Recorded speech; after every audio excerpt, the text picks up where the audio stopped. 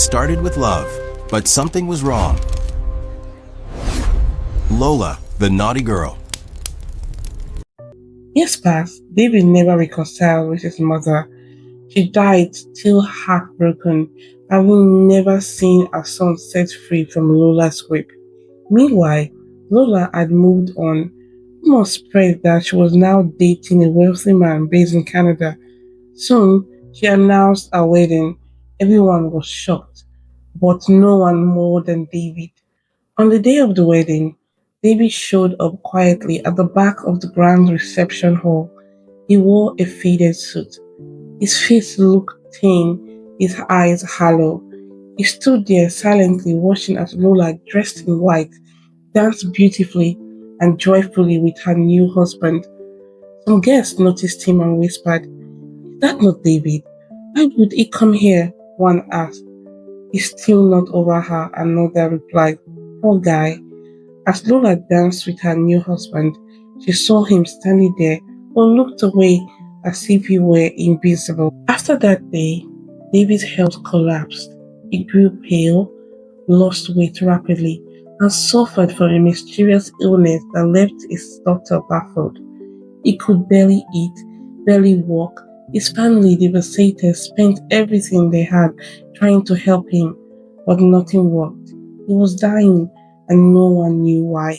One quiet afternoon, in the hospital ward, a local pastor walked through, praying for the sick and settling bills where he could.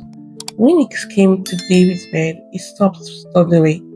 "My son," the pastor said softly, "this is not just a physical sickness. Something dark clings to your spirit." David, barely able to speak, asked, "I don't understand. I gave her everything. Why am I still suffering?" "She was not yours to hold," the pastor replied, "but God still wants you. Do you want him?" Tears rolled down David's eyes, and he cried, "Yes, yes, I want him. I want Jesus." The pastor laid hands on him and prayed.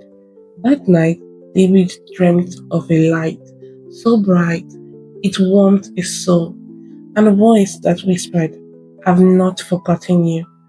In the weeks that followed, David began to recover, slowly at first, then miraculously. He gave his life fully to Christ, went through spiritual deliverance, and began to walk a new path.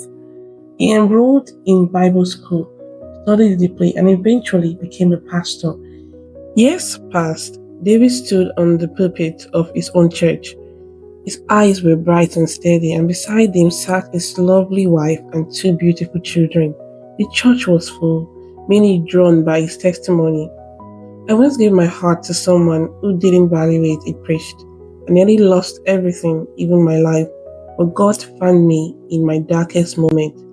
He healed me, restored me, and gave me a new purpose."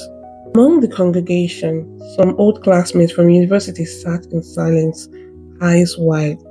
"Is that the same David from school?" one whispered to another, unbelievable, shocked by the transformation. One day, David ran into Chooks, a former classmate, at a church conference. "Pastor David," Chooks said, "did you hear about Lola?" David looked up. "No, what happened?" "A Canadian husband divorced her, took the kids. She had a breakdown. She's now in a psychiatric hospital over there." David paused. His heart ached, not with bitterness but with compassion. "I pray she finds peace," he said softly, "the kind only Jesus can give." Lessons from the story. Love without wisdom leads to destruction.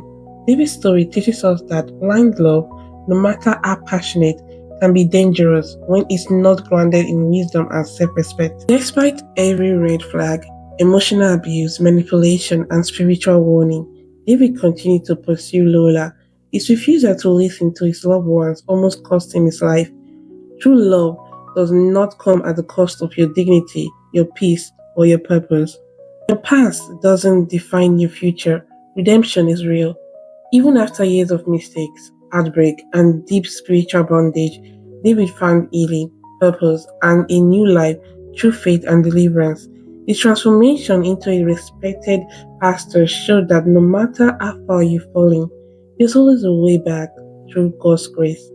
Redemption is possible when you let go of your past and let God write your future. If this story moved you, share it with someone who needs to hear it. And don't forget to subscribe, like, follow, and comment for more life changing stories.